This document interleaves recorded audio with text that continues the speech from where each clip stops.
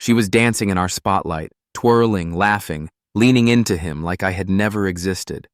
Just 12 feet from me, her fingers slid across his lapel like she was wiping away the last trace of my touch.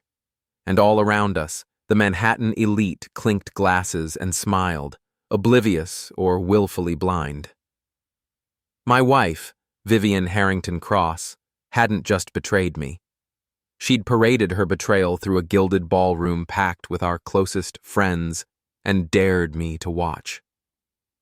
I didn't flinch, not when she kissed his cheek, not when their bodies pressed too close for a slow waltz, and certainly not when she glanced over his shoulder and smiled directly at me.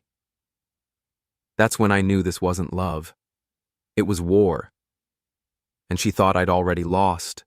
But what she didn't know, what none of them knew, is that I had walked into that gala with a velvet box in my coat pocket, not to renew a promise, but to return the ring, not to her, to someone who had always deserved it more. And when I handed it off mid-song, turned, and walked away without a word, the entire room felt the shift. So did she. Before we dive into today's story, take a moment to share where you're watching from. We love seeing how our stories bring people together from every corner of the world. Your thoughts and comments are what make this community so special, and we're truly grateful to have you here. If you haven't already, don't forget to hit that subscribe button and turn on notifications so you never miss a new story filled with drama, resilience, and unexpected twists. Now, settle in, get comfortable, and maybe grab your favorite drink because this is a tale you won't want to miss. Let's get started. She stood beneath the chandelier, her body swaying gently to the violins, the way she used to sway in our kitchen before dinner was ready. Barefoot, glass of Bordeaux in hand, humming off key. Except now, Vivian wasn't dancing with me. She was dancing with him. I stood at the edge of the Harrington Foundation's Spring Gala, surrounded by New York's elite, hedge fund royalty, art world aristocrats, tech investors with teeth whitened for TV. My bow tie felt like a noose. The silk-lined collar itched against the tension crawling up the back of my neck. But I didn't move. I watched. Vivian Harrington Cross, my wife of 11 years, wore a Dior gown so pristine it might have been sewn onto her in a whisper. Her hand rested on the shoulder of Aurelien Mendez, a man whose name I once laughed off at a dinner party as decorative, like parsley. Now she danced with him like he was the only one in the room who knew her secrets. The intimacy of their posture wasn't just flirtation, it was possession. The betrayal wasn't new. I'd known. God, I'd known. But this was her message to me. Public, polished, and cruel. Her eyes drifted lazily across the dance floor as if inspecting the ceiling tiles. And then she saw me, held me. For a moment, the music seemed to mute around us. Her lips parted in a smile, slow, poisonous, deliberate. And that's when I knew she was daring me to flinch. But I didn't. I stepped deeper into the crowd, brushing past Devin Lang, who offered me a raised eyebrow and the beginning of some glib comment before thinking better of it. I kept walking, past champagne trays and emerald cufflinks, past flutes of laughter and men who still used the word colleague like it meant something. Tamsin stood near the north corner of the ballroom, framed by marble columns and shadows. Her dress was black, simple, understated, like she hadn't planned to be seen, but was always watching. When she saw me, her posture straightened, not startled, but alert. "I didn't expect you tonight," she said, her voice low but firm. I held out the velvet box. Her eyes didn't flicker toward it. Instead, they locked on mine.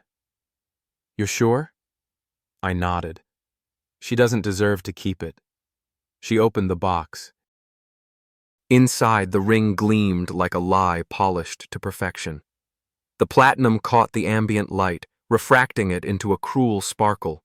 The oval-cut diamond, the one Vivian had insisted on from a private broker in Paris, looked cold now, mechanical, loveless. Tamsin didn't gasp or cry. She simply closed the box and tucked it into her clutch like a soldier slipping a bullet into a chamber. She'll notice it's gone. That's the point. The orchestra shifted. The waltz ended. Applause echoed politely across the marble walls. Vivian tilted her head back with laughter, brushing her cheek against Aurelien's like a ribbon drawn across skin. Then she turned toward the bar. She didn't see me walk past her. Didn't see the way the air cleared around me or how silence followed like a tide. She just laughed again, sharp and triumphant, as if she'd won a battle I hadn't agreed to fight. I walked straight through the ballroom's arched exit and down the corridor, each step sounding like punctuation against the gala's fading music. I didn't look back. Outside, the April night was damp with anticipation. Spring in New York always smelled like possibility, and something just slightly rotten beneath it, like money laundering in Mayfair or apologies offered too late. A black car waited by the curb. The driver opened the door before I reached him. As I slid into the back seat, I felt the burn of restraint unwind from my chest. Not grief, not pain, not even rage. It was silence, clean silence. "Where to, Mr. Cross?" the driver asked. "Home," I said, then paused. "No, the other home." He nodded, catching the meaning. The house in Gramercy. The one Vivian didn't know I kept under a shell corporation I never told her about. Where I'd moved everything of meaning in the past 6 weeks. Where Ezra and Nova's bedrooms were already arranged the way they liked. Where my documents, backups, and contingency plans had been assembled with surgical precision. I rested my head back and closed my eyes. The betrayal wasn't just about sex. It was about narrative. Vivian didn't want out of our marriage quietly. She wanted to humiliate me. She wanted to craft a story where she was the liberated woman finally escaping a dull, closeted financier weighed down by monogamy. Aurelien was just the weapon. The performance was hers. But stories are my business too. And hers had one fatal flaw. She forgot who she married. 2 hours later, I sat on the edge of my bed in Gramercy Park, scrolling through security cam footage. I'd hired a private firm out of Zurich, quiet, discreet, expensive. I didn't watch the clips of her and Aurelien on the terrace in the Hamptons. I didn't need to. I focused instead on the audio files, the hidden conversations in wine cellars and car interiors, the ones where Vivian had started laying the groundwork. "Julian's distant lately," she whispered on one recording. "I think he might be mentally unstable, not dangerous, just unwell."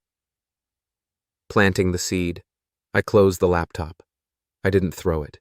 I didn't scream. I simply exhaled. She wasn't just cheating. She was trying to erase me. From our story, from our legacy, from our children. That was her mistake. Ezra's bedroom light glowed under the crack of his door. I knocked gently, then stepped in. He was still awake, a graphic novel open on his lap, his knees pulled to his chest. "Couldn't sleep?" I asked. He shook his head. "Too many people. Too much noise." I sat beside him. "You like it better here, don't you?" He nodded again. "Good," I said, placing a hand on his back. "This is where we'll stay now." "Is Mom coming too?" I paused. "No. She's going to be busy for a while." He looked at me then. Really looked. "Did she do something bad?" I didn't flinch. "She did something that hurt us." "But I'm going to fix it." He leaned his head against my shoulder. "Okay." I stayed with him until his breathing evened out, until the rhythm of safety returned to his body. Then I walked back to my room, poured myself a bourbon, and stared out at the city that Vivian thought she owned. This wasn't heartbreak. This was strategy. The war had begun. The next morning didn't feel like morning. It felt like aftermath. Even with the blackout curtains drawn in Gramercy, there was a weight in the air, an invisible fog pressing down on the space where shock had lived the night before. I stood in the kitchen, barefoot on the heated slate tile, watching coffee drip into a double-walled glass like it might offer me answers. It didn't. But the phone buzzing on the counter did. "Kiran," I answered. His voice was brisk, caffeinated, and surgical. "They're already circling." "Who?" I asked, though I didn't need to. "Press, PR flax." "Rumors that Vivian made a public declaration at the gala. Something about a new love interest, possible separation." I exhaled slowly, measured. Let them circle. They'll fly straight into the fire. There was a pause. "Julian, are you sure about pushing forward now?" "She made it public, Kiran. She made it war." I hung up, walked back to my office, and opened the leather folder that had been waiting for 2 weeks. Inside was a single manila envelope, unmarked, crisp, and lethal. Not just proof of adultery, not just evidence of Aurelien's art fraud or wire transfers to the Swiss shell accounts. It was everything. And in a city like New York, timing was everything too. I stared at the envelope for a long time, then reached for my burner phone, the one Vivian didn't know existed, the one routed through an encrypted server in Reykjavik, and sent a single message to the secure line we'd designated. Deliver the envelope, hand only, no digital trail. It was done. 20 minutes later, I was sitting on the floor in Nova's room, helping her reorganize her markers by color spectrum. Again. She had the kind of logic that demanded lavender be placed between violet and periwinkle, even if it clashed with the manufacturer's intended layout. I didn't argue. Her sense of order, like mine, had been hard-earned. "Are we not going back to the big house?" she asked, tracing soft lines on a sketchpad with silent seriousness. "No, sweetheart," I said. "Not for a while." She nodded, like she'd already expected the answer. "Will Mommy visit us here?" "She might try," I said gently, "but not until we're ready." Nova stared at the page for a beat, then colored the sun dark orange instead of yellow. I didn't correct her. Back in my study, I reviewed the press packet Vivian's team had quietly released that morning. A grainy photo of her and Aurelien from the gala, eyes locked, bodies close, captioned, "Vivian Harrington Cross spotted with rising art world star. Sources suggest romantic involvement." I had to hand it to her. She moved fast, but not fast enough.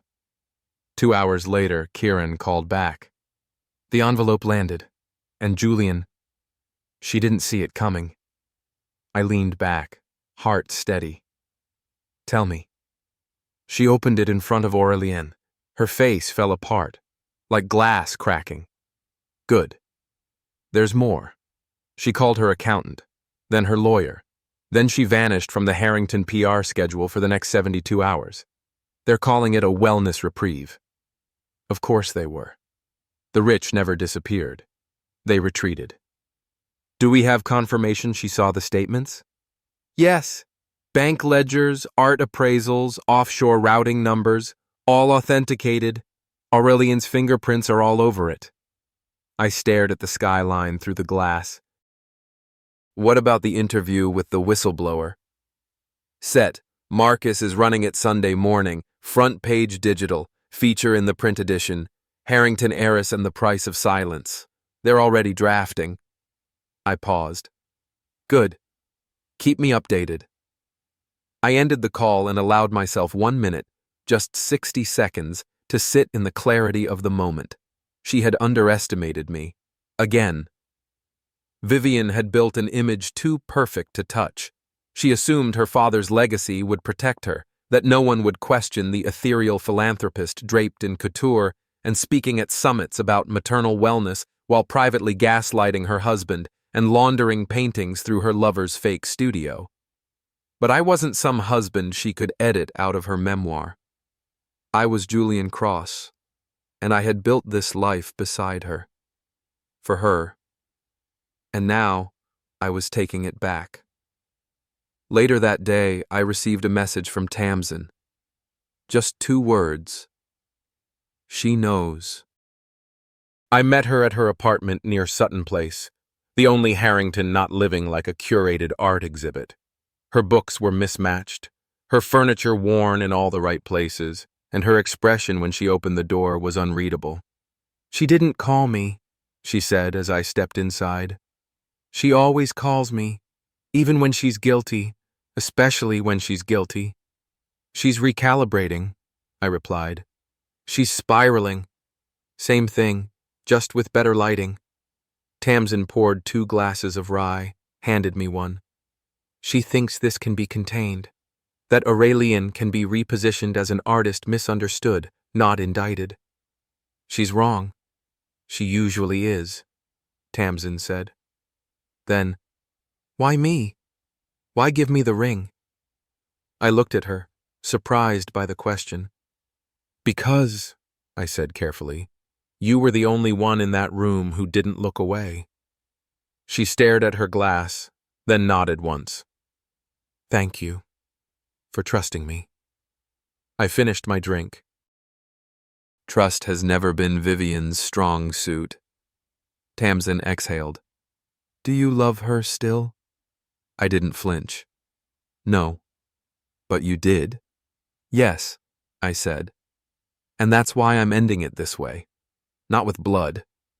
With truth." I returned home to find Ezra standing by the window in the library. He held one of my watches in his small hands, an Omega Speedmaster I rarely wore. "Can I have this one?" he asked. "It's a little big for you." He shrugged. "I'll grow." I smiled. "Then it's yours." He looked at me again. "Will we ever go back there?" "To the house?" I asked. He nodded. "No," I said. "We're building something new now." Ezra didn't ask more. He just pocketed the watch and sat on the leather sofa, flipping through the pages of a book he probably didn't understand yet, but would one day. That night, after they were both asleep, I opened my email. There it was, Aurelian's arrest record. Charges: wire fraud, tax evasion, falsification of artwork provenance. Picked up at a gallery showing in Tribeca. The cuffs had been gold, someone said. I doubted that, but I appreciated the drama. I scrolled further. Vivian's name had been redacted in the official report. Of course. Her family's legal insulation was thick, but even insulation cracks under heat. She hadn't been arrested. Not yet. But her accounts were being audited. Her social capital was unraveling. Her legacy was fraying, and I wasn't done. I drafted a short statement for the media. Mr. Julian Cross will not be offering personal commentary at this time. His priority remains the well-being of his children and the integrity of his professional obligations. He asks for privacy as his family navigates this difficult transition. I sent it to Kieran, who sent it to the press liaisons. By morning, it was everywhere. The image shifted. I wasn't the cuckolded husband anymore. I was the composed father, the man who stepped back from scandal, not the one consumed by it. Vivian didn't release a statement. Her silence said more than spin ever could. The next day, Lazaro returned. He'd been my father's butler, then mine. When I left the townhouse, he followed me quietly, without prompting or question. "Your shirts are pressed," he said upon arrival, "and your daughter's hamster cage has been relocated." "Thank you," I said. He stood there a moment longer, then added, "Mrs. Harrington Cross has been inquiring about visitation." I expected she would. He tilted his head. "May I offer a word, sir?" I gestured. "Always." "She has underestimated the quiet. People always do." I looked at him. "What do you mean?" "The loud ones make a mess," he said. but the quiet ones rebuild from it. You, sir, are quiet. I nodded. Let's keep it that way. That afternoon, Vivian texted me for the first time in days. We need to talk, privately, without lawyers. I stared at the message for a long time. Then I replied, You had your stage. This is my silence. I didn't hear from her again that day, but I knew it wasn't over. Vivian was many things. Brilliant, cruel, calculating. But she wasn't a quitter. She'd find a new angle, a new performance, a new audience. But the curtain had already fallen, and in the wings, I was rewriting the script. The first crack wasn't public. It was private. Vivian showed up at the private school 2 days later, unannounced and off schedule, dressed in a navy coat dress and Louboutin flats, her version of humble mother. I knew it wasn't about the children, it was about the optics. She'd been losing control of the narrative since the gala, since the envelope, since Aurelien's arrest hit page 6 like a thunderclap on a blue sky. But she miscalculated again. Ezra didn't run to her.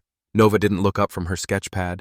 And when Vivian knelt to Nova's level and asked, Would you like to come home with Mommy? Nova's answer was a quiet, firm, no. Vivian flinched. Then looked at me, standing several feet away, hands in my pockets. I didn't move. The school director stepped in, politely but firmly. We've already arranged pickup with Mr. Cross today, per custody agreement. We didn't have a custody agreement yet, not formally, but Vivian didn't correct her.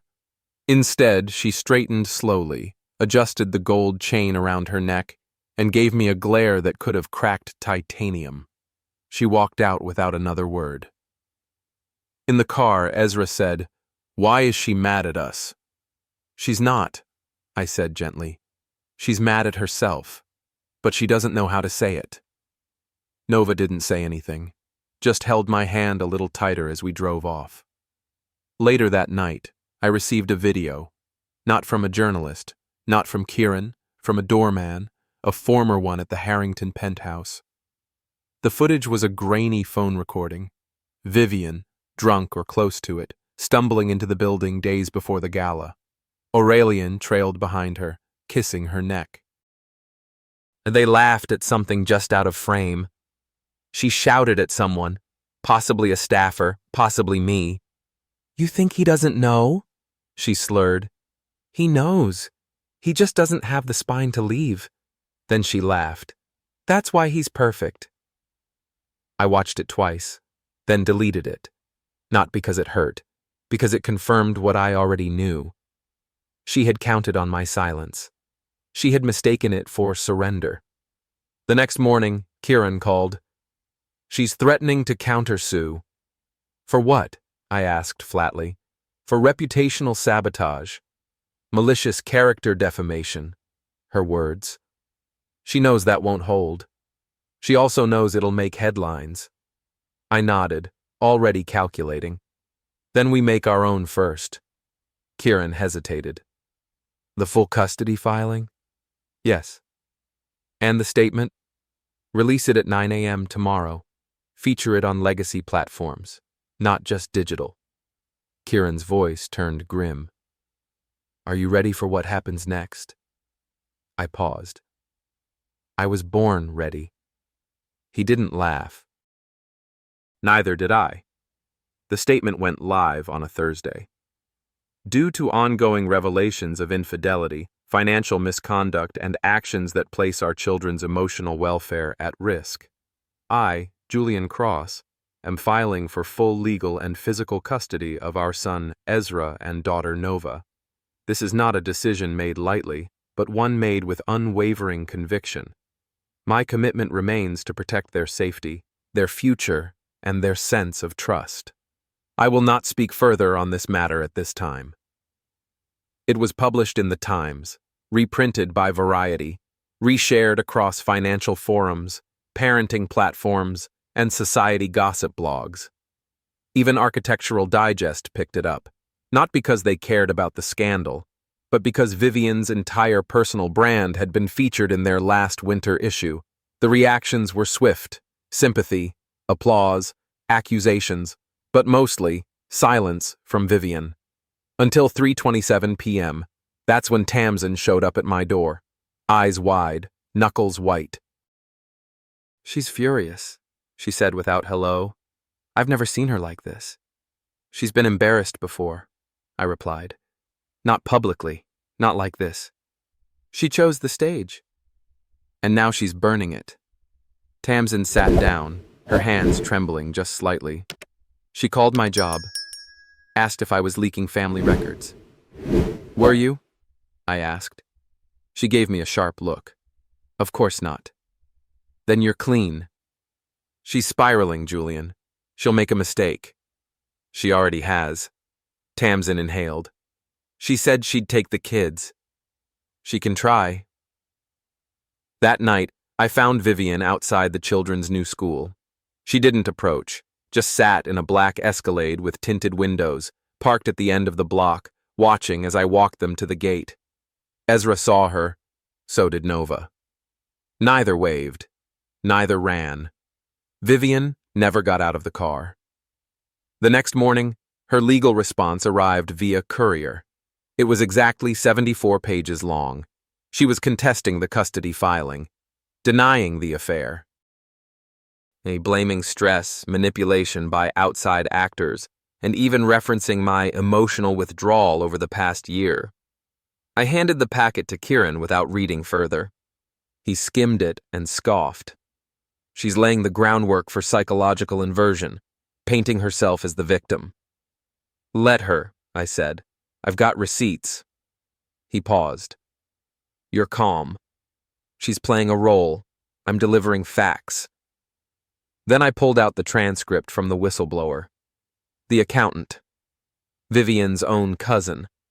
Paid under the table for years to bury asset flows, erase Aurelienne's laundering, mask fund transfers in the form of consulting stipends.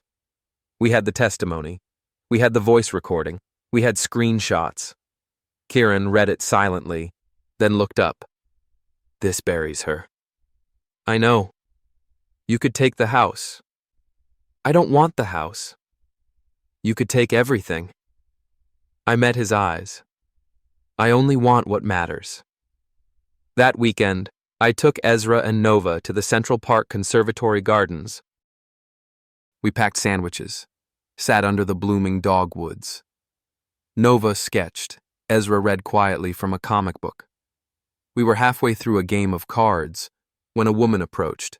I recognized her immediately. Gwyneth Leroux, Vivian's PR strategist. I'm not here to cause trouble, she said, her voice syrupy and tense. Just here to talk. I didn't stand up. This isn't the place, I said, motioning toward the children. She nodded, looked apologetic, falsely. May I have 5 minutes? I looked at Ezra. He gave me a knowing glance. I kissed Nova's forehead and walked a few paces away. Gwyneth wasted no time. She's willing to settle. I raised an eyebrow. Now? She'll walk away from partial custody. Publicly, she'll cite mental health leave. Privately, she wants immunity. She wants the documents buried. I tilted my head. She wants me to protect her from her own damage. She's a Harrington. I didn't blink. So am I. By marriage. She's willing to surrender the foundation too. I paused. She'd give that up? She already offered the board her temporary resignation. My heart rate didn't change. Then tell her this. I accept the settlement. I'll sign the immunity clause. For civil liability only. But I keep the proof. And if she ever breathes on the children's lives again, I go public. Gwyneth's eyes narrowed. You're colder than she said. I smiled. I'm not cold. I'm clear. She left without shaking my hand. By Tuesday, it was official. Vivian rescinded all formal claims to shared custody. The news was issued in the form of a press memo. After deep reflection, Ms. Harrington Cross has chosen to focus on personal wellness and step back from family proceedings, entrusting full care and guardianship to her former partner, Julian Cross. It was seen as graceful, noble, even. The public didn't know she'd been cornered. The children were quiet that night. Then Ezra spoke, out of nowhere. "Will we see her again?" I met his gaze. "Someday, maybe, but not now." Nova whispered, "Is she mad at us?" "No, baby," I said. "She's just figuring out who she is without hurting people." Ezra frowned. "She should have done that before." I kissed the top of his head. "Yes, she should have." I tucked them in, turned off the lights, and sat in the dark hallway for a long time, listening, thinking, letting the silence fill the cracks. The next morning, Vivian texted. No words, just a photo. Of the townhouse at dawn. Then another message. "I'll sign the rest. Tell your lawyer." I didn't reply. She was finally letting go, not because she'd healed, but because she had nothing left to weaponize.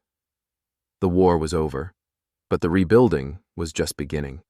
If Vivian's retreat had been the end of the war, then the days that followed felt like post-siege silence, deafening, echoing, unfinished. The absence of noise wasn't peace. It was tension waiting to find a new voice. And it did, just not hers. 3 days after Vivian formally withdrew from the custody battle, Ezra came home from school with a folded sheet of paper in his pocket. Not homework. A note, deliberate and handwritten, in adult cursive. "Your father is lying to you. He always has." No signature. He handed it to me while Nova was upstairs playing. He didn't cry, didn't panic. He just looked at me, eyes searching for some line between truth and betrayal. "She didn't give it to me," he said quietly.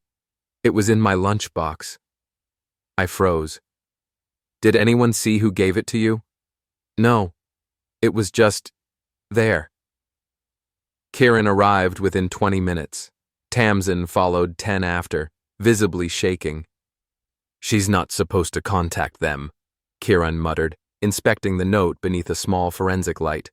"Even indirectly." "She didn't sign it," I said flatly. "She didn't have to. This is her penmanship." "She taught Nova how to loop R's this exact way." Tamsin exhaled. "She's unraveling again." "No," I said. "She's testing." I watched Ezra from the corner of my eye. He sat on the floor, flipping through his comic book, but his fingers were shaking. "Do I have to go back to her house?" he asked suddenly. "No," I said with full certainty. "But she says, Ezra, you never have to go anywhere you don't feel safe." That was the line, the one that shifted something in him. His shoulders fell. His eyes flickered with momentary relief. "Okay," he whispered. That night, I walked past Nova's bedroom and paused at the door. She was sketching again. This time not people, but hands. A small pair holding onto a larger one. She didn't look up. "I'm drawing trust," she said softly. I swallowed hard. "You're doing a beautiful job." "I want to draw lies next, but they're harder." I sat on the edge of her bed. "Lies are just words that dress up as truth." "Like costumes?" "Exactly." She nodded thoughtfully, then leaned her head against my arm. "I'm glad you don't wear costumes anymore." I couldn't speak for a moment. Neither of us had to say Vivian's name. Her absence was loud enough. The next day, I took the note to Judge Linwood in Chambers. Kieran filed a temporary restraining order, not against Vivian directly, but against any form of indirect contact with the children. "She'll challenge this," Linwood warned me. "She'll say it's a witch hunt." "She already made herself the witch," I replied. He sighed. "Let's make sure she doesn't also make herself the martyr." By that weekend, the news had shifted again. Aurélien Moreau, fresh out on bail, was subpoenaed to appear before a federal grand jury on suspicion of wire fraud and interstate racketeering. Vivian hadn't commented publicly, but Gwyneth had. An op-ed surfaced in the New York Weekly, titled, "When Scandal Smears an Unwilling Wife." It didn't name me directly, but the language was clear. Not all betrayal is born of desire. Sometimes it's born of abandonment, of feeling unseen, unloved, unprioritized. We should question narratives crafted by those who claim the moral high ground while privately undermining their partners for years. It was a subtle poison. Not an accusation, a suggestion. Kieran called before I could respond. She's going for image rehabilitation. She's painting herself as a silenced woman. Yes, a betrayed mother. I didn't answer. Julian? I want a press conference, I said. Are you sure? Yes. No statements. No op-eds. I speak. Live. Kieran was quiet for a long time. You know what that means. Yes, I said. I'll take the hits, but I'll take the microphone too. The event was scheduled for Wednesday at 11 a.m., Midtown, private venue, by invite only. No tabloids, no paparazzi. Just national press. I wore a slate gray suit, no tie, spoke from the heart. I am not a man who enjoys the sound of his own voice, I began, but I'm a father, and when your children are manipulated, even in whispers, you speak. When someone calls you a villain in your own home, you speak louder. I paused, let the room hold its breath. I won't dissect every rumor. I won't drag skeletons across these floors. But I will say this. I loved my wife. I defended her. Even after the betrayal. Even after the financial secrets. But when that betrayal turned toward my children, when guilt became a tool, there was no love left to protect. Only truth. I looked into every camera. And the truth is this. Ezra and Nova deserve stability. They deserve safety. They deserve silence from chaos. And they have that now, because I will fight for it every damn day of my life. The room was silent. Then applause. Not the thunderous kind. The sharp, restrained kind, journalists acknowledging a headline just born. By the end of the day, the video had racked up over 2 million views across platforms. Comments flooded in. Support, sympathy, questions. Even former friends of Vivian's sent messages, some subtle, others blunt. I never knew she had it in her. You were always the one who showed up. I'm sorry I didn't speak sooner. But not all the reactions were kind.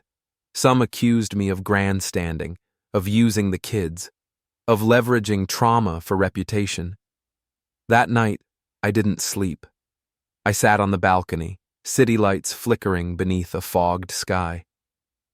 Tamsin brought me tea at 2 a.m. You okay? She asked gently. No, I admitted, but I will be. She looked at me for a long time. She's coming back. I know. Not for custody, for revenge. I nodded. She's always needed a stage. And you just gave her one?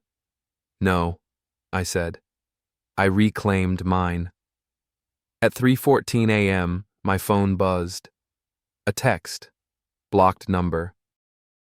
No words, just a photo, a bracelet, Nova's, on a white marble countertop.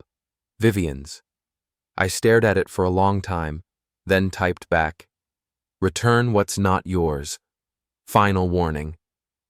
The next morning, a package arrived at our door. Inside was the bracelet and a note. She left it. I only kept it safe. Don't pretend to be the better parent. You're just the louder one. I handed the box to Kieran. We escalate? He asked.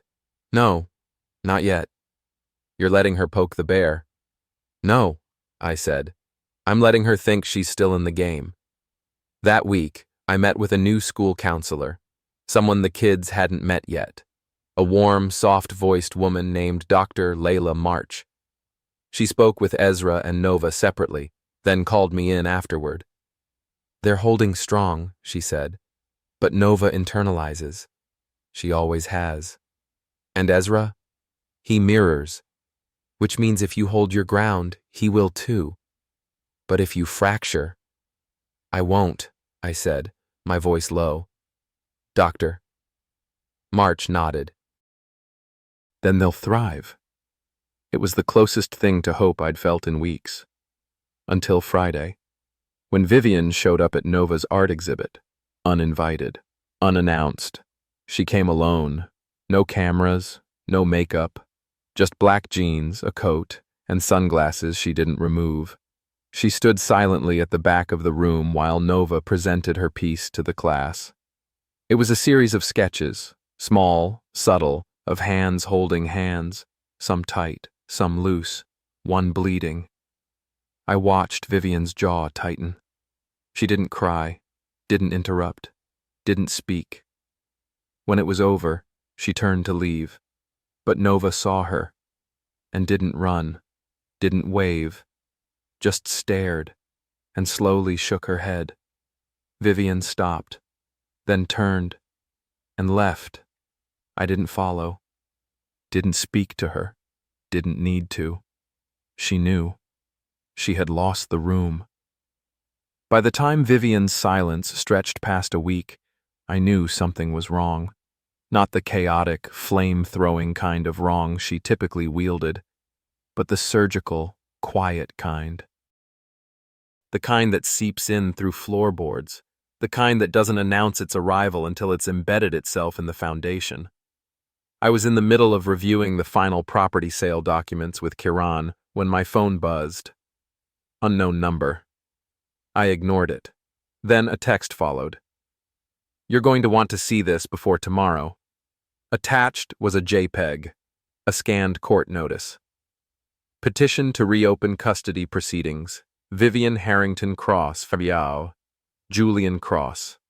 Filed 2 hours prior. God damn it, I muttered. Kieran looked up. She's going for round 2? She's not coming for custody, I said flatly. She's coming for character. He took the phone from my hand, scanning quickly. She's petitioning for joint legal and physical, claims material change in circumstances, mental health reversal, personal rehabilitation, new housing.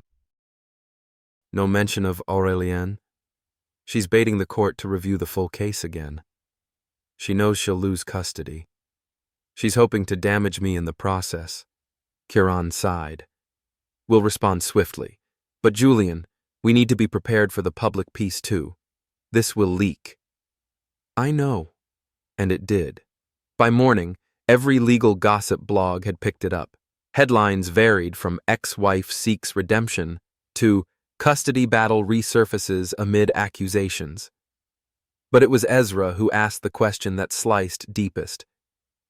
Are we leaving again? I looked at him across the kitchen table, his hand gripping his cereal spoon like it was the only anchor he had left. No, I said with all the strength I could summon.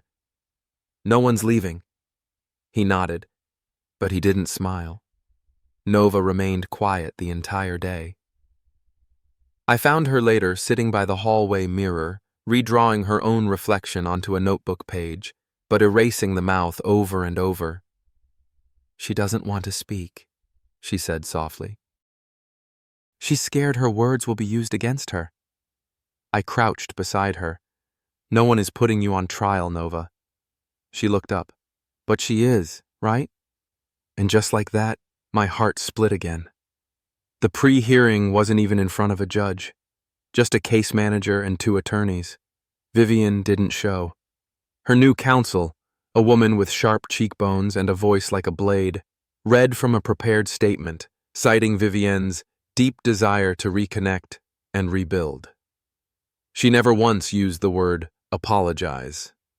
Kieran leaned over during the break and whispered, "She's playing the evolved woman angle, resilience arc. It's popular right now. Public opinion isn't custody law." "No," he said. "But in New York, they dance close." I looked around the mediation room. Sterile, beige, soulless. Funny how a space designed to neutralize conflict always ended up choking it. When the session ended, the case manager requested a formal home review. I agreed. Vivian's side declined. "She'll say it's an invasion of privacy," Kieran said, sipping his fourth espresso. "Because it is, but that's also the point. She has something to hide. Multiple things." By the time we returned home that evening, Nova had left another drawing on my pillow. This one was simpler. A scale. On one side, a small girl. On the other, a mother and a mask. "Why is the mask heavier?" I asked her later. "Because pretending takes work," she said. "More than telling the truth." That night, I stood in the quiet of the children's hallway, watching their bedroom doors. And for the first time in weeks, I let the silence settle around me like armor. This wasn't fear anymore. This was war. It was Ezra who discovered the first leak. "Dad," he said, handing me his iPad, "is this real?" A video, 2 minutes. Low resolution, secretly recorded. It was me, 3 months earlier, arguing with Vivian in the foyer of our old apartment. My voice was low, but the captions exaggerated it. The title read, "Exclusive, Julian Cross threatens ex-wife over custody." The voiceover. In this never-before-seen footage, Cross appears agitated, issuing veiled threats about access to the children. Sources say he has a history of emotional control. Sources. Plural. Kieran reviewed the footage 3 times. "This angle, it's from her lapel," he muttered. "She wired herself. She planned this. Not just this, she's planting seeds for a psychological review. And the media's playing along. They don't need it to be accurate, just viral." I looked at the footage again, not because I doubted what happened, but because I knew what it would feel like to those who didn't. "They're going to say I'm dangerous," I said quietly. Kieran didn't respond. He didn't have to. That weekend, Vivian made her first public appearance since the press conference. Not with Aurélien, not at some gala, but at a podcast studio. Fractured Frames, Conversations with Women Rebuilding. She wasn't a guest. She was the episode. "I lost myself," she said softly, her voice threaded with tearful restraint. "And I know I hurt people, but the pain came from a place of trying to survive." The host, a mild-toned woman in her early 40s, nodded sympathetically. "Do you feel judged?" "Constantly, especially by the father of my children. He wants perfection. I was never allowed to be human." No mention of cheating. No mention of funds misappropriated. Just curated fragility. Kieran sent me the clip via text. "She's baiting empathy. It's working." Tamsin watched the video with her arms crossed. "She's not just baiting. She's reclaiming victimhood." I looked at the screen. She didn't look broken. She looked rehearsed. "You need to counter," Kieran said. "No," I replied. "I need to redirect." The following Monday, I scheduled an interview of my own, not on a podcast, but with the New York Observer. We didn't talk about Vivian. We talked about mental health and co-parenting, about children navigating tension between guardians, about transparency. "You've been through a lot," the journalist said gently. "What grounds you now?" "My children," I answered. "And the truth." The article ran under the title, "Julian Cross on Fatherhood, forgiveness, and the fight for stability. There were no jabs, no counter-accusations, just narrative, control. Vivian didn't react publicly. But 2 nights later, our home security camera picked up footage of a woman parked across the street for over an hour. Dark SUV, engine idling. She never got out, but she didn't leave until 2:17 a.m. When Kieran pulled the footage, he didn't even need to say it. Vivian had been there, watching, waiting. Tamsin looked visibly shaken. What does she want? Control, I answered. She wants to know we're watching her too. I turned off the lights that night and let the darkness breathe. Let her know she wasn't in my head. The next morning, I took Nova to school and she asked a question that stopped my breath. If she becomes better, do I have to believe her? I looked at her in the rearview mirror. Her eyes were clear, not sad, just searching. No, I said. Belief isn't something you owe. It's something people earn. She nodded, then looked away. And I realized for the first time that she wasn't afraid of Vivian anymore. She was disappointed. The court date was set for 10 days later. Kieran prepared our defense. Tamsin coached the kids. I cleared my schedule. But 3 days before the hearing, Vivian's attorney sent a sealed document to Kieran's office. A withdrawal. She was pulling out again. Kieran read it twice. No explanation. Just done. She got what she wanted. And what was that? Attention. He looked at me. You're not angry? No, I'm exhausted. That night, I took the kids out for sushi. Nova ordered eel rolls. Ezra tried miso for the first time. And for 3 hours, we didn't talk about court, or war, or betrayal. We just laughed. And when I tucked them in that night, Nova whispered, "Did we win?" I thought about that for a long time.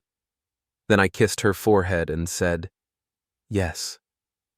Because we did. Not through vengeance, through survival. And that was the one victory Vivian could never manufacture. The morning after Vivian withdrew her custody petition, the city felt quieter, not because it had actually calmed, but because my mind had the kind of quiet that arrives after weeks of psychological white noise finally cut out. But peace didn't mean safety, because Aurélien hadn't disappeared, and neither had his agenda.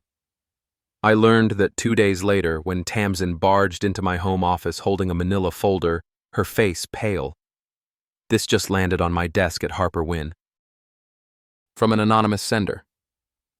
Inside, internal documents, property transfers, and one key memo, marked confidential. Aurélien Leclerc's legal team had discreetly funneled funds through a shell company into a midtown condominium purchased 6 weeks ago, under Vivian's name. It wasn't just a gift, it was leverage. Aurélien setting up the exit strategy, Tamsin muttered, her voice hard. He's distancing himself from her now that she's no longer useful. He's baiting her for a fall, I said, or preparing a fallback if his financial empire hits heat. Or both. Kieran arrived within the hour and went straight into counter-surveillance mode. We need to trace this document. And Julian, this changes the stakes. How? This proves that Vivian was still entangled with him financially during the court proceedings. It contradicts her sworn statements. We already knew she lied.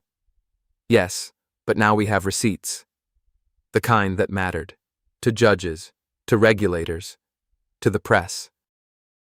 I took the file and stared at the transfer dates, all strategically timed, all moments she claimed independence from Aurélien. She was never detached, just quietly bought. The rage I felt didn't come loud. It arrived cold, heavy, final. They used my children's home address to register the transaction, I said, voice clipped. Kieran blinked. What? Look, Line 4, mailing address listed as our apartment. She tied them to this deal. Tamsin took a sharp breath. She wasn't trying to win custody, I said. She was creating an illusion of domesticity for banking optics. Kieran clenched his jaw. She used them as cover. My stomach turned. That night, I stood outside the children's bedroom doors for a long time, listening, breathing, letting the betrayal calcify into resolve. Then I made the call. To a former acquaintance at the IRS's Financial Crimes Unit. No names, no accusations, just questions. 3 days later, I received an encrypted email. An active investigation had already begun, not into Vivian, into Aurélien. He's being watched, Kieran said when I told him. He's being tracked. And Vivian? If she's lucky, I replied, she'll walk away before the walls close in. But she didn't. She doubled down. The very next day, she hosted a private salon brunch at the Armitage, a high-rise for society's self-important elite. Guest list included 2 minor royalty cousins, a biotech investor facing insider trading scrutiny, and a former ambassador's ex-wife who was now launching a wellness brand. The event was covered by a lifestyle blog under the headline, Vivian Wynne Pierce returns to the scene, refined, reimagined, resilient. No one mentioned her children. No one asked about the withdrawn petition, but everyone noticed what she wore. Vintage Carolina Herrera, nude blush heels, and a diamond tennis bracelet gifted originally on our 9th anniversary, now paired with Aurélien's Cartier cuff. She wasn't healing, she was rebranding. And this time she didn't just erase the truth, she weaponized it. That night, Nova found me sitting on the edge of my bed, fully dressed, eyes blank. Is she going to jail? She asked. I looked at her, really looked. The way she folded her arms, mirroring Tamsin. The way her words were blunt now, stripped of childish fear. She might, I said honestly. Not for what she did to me, but for what she did after. She sat beside me. I don't want her to go to jail. I just don't want her to lie anymore. I nodded. That makes 2 of us. The next morning, Ezra asked for a copy of the custody agreement. Why? I asked, cautious. For debate club, he replied. We're doing case study arguments on domestic disputes. I hesitated. Ezra, this isn't neutral content. He looked at me straight on. I don't want to debate it. I want to understand it. So I gave it to him. And 20 minutes later, he walked back into the room with a single question. Did she ever say sorry? I didn't answer, because we both knew the truth. She never did. Later that week, I received another anonymous envelope. This one didn't hold financials. It held photos. Vivian and Aurélien, together, in Lisbon, in Venice, in an off-grid spa in Montana. One set was time-stamped during the month she claimed she'd been rebuilding her self-worth through solitude. She had never been alone. She had just hoped no one would know. Kieran ran the metadata, confirmed timestamps, confirmed camera source. Do we leak it? He asked. No, I said. Why? Because I want her to do it herself. How? I smiled grimly. We remind her who she is, when no one's watching. The next day, Tamsin sent her a simple message. You don't have to run, Vivian. You just have to stop pretending. No threats, no attachments, just a mirror. We didn't hear from her for 3 days. Then a private message appeared on Ezra's school account, flagged by the district's safeguarding software. It was Vivian. Tell your father I'm done playing, and I don't want the world to remember me as a villain. Ezra didn't reply. He just showed me the message, then deleted it. Was that okay? He asked. I looked him in the eyes. Yes. because some people don't deserve answers. On Friday, I walked into my office to find Kiran pacing. She's gone. What do you mean?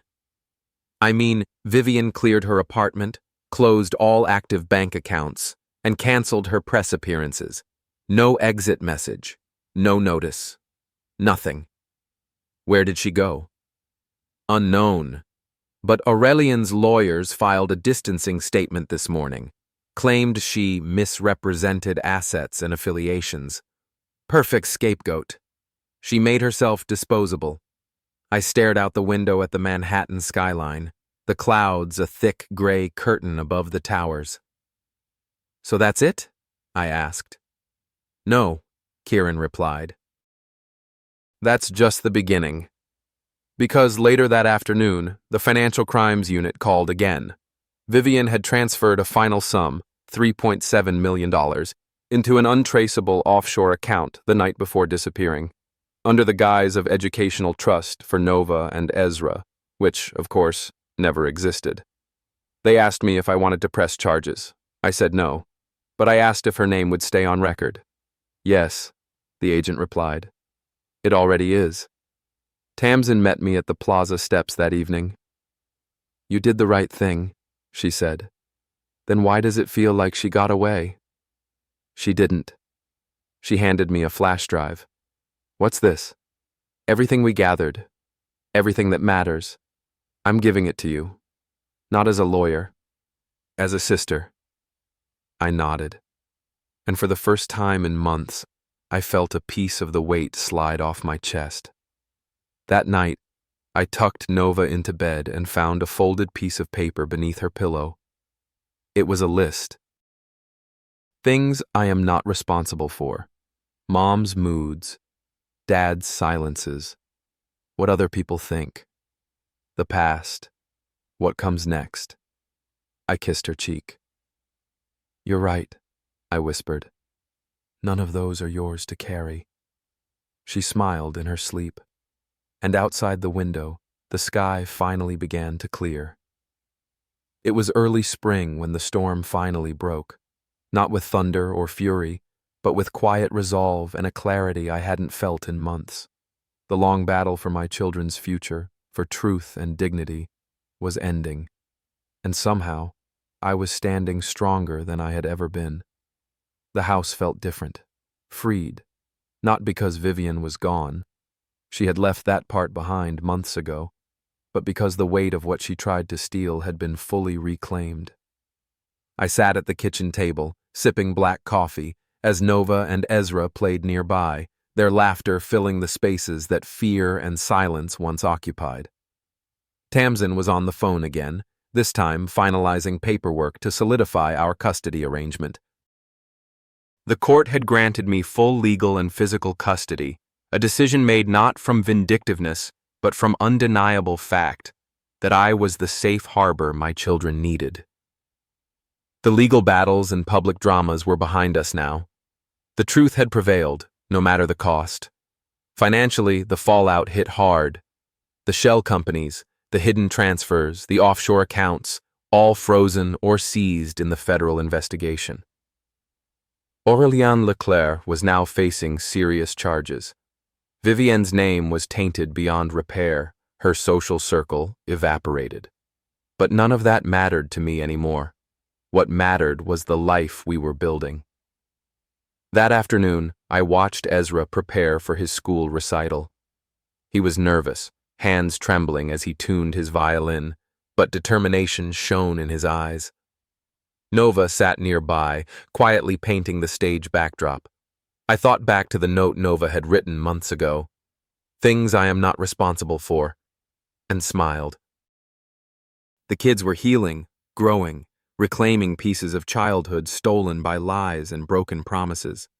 And I was proud. I had not just survived. I had rebuilt. There were nights still when the ghosts whispered. The what-ifs. The could-have-beens. The scars left by betrayal. But I faced them differently now. Stronger. Unyielding. Because I had learned the hardest lesson. Power is not in silence, or violence. It's in truth, in standing tall when everything threatens to pull you down. And love, real love, not the kind that blinds, but the kind that sees clearly and chooses to protect, to fight, to nurture. The final piece fell into place on a cool evening when I received a call from the school counselor, Dr. Layla March. "Julian," she said softly, "the kids are thriving. They've moved beyond the hurt, and their resilience is remarkable. You gave them a future." I thanked her quietly, my voice thick. That night, I tucked them into bed. Nova whispered, "Dad, will we ever be okay?" I kissed her forehead. "We already are." Ezra smiled sleepily. And as the house grew still, I looked out the window at the city lights shimmering, a promise that even after darkness, there is light. We had endured. We had won. Not because we sought revenge, but because we refused to lose ourselves. And that, I realized, was the greatest victory of all.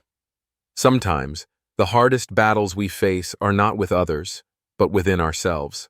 The fight to reclaim our peace, to rise above betrayal, and to find strength in vulnerability. Life doesn't always give us the closure we want or the justice we expect, but it offers us the chance to choose how we respond. Healing begins when we stop being prisoners of the past and start building a future grounded in truth, resilience, and love. Not the kind that blinds, but the kind that sees clearly. This story is a reminder that true victory isn't about destroying those who wrong us. It's about protecting what matters most, standing firm through the storms, and never losing sight of the light, waiting beyond the darkness. Sometimes the greatest power lies in choosing forgiveness, not for others, but for ourselves. Thank you for joining this journey. Your thoughts and reflections bring these stories to life. Please share your experiences or insights in the comments below.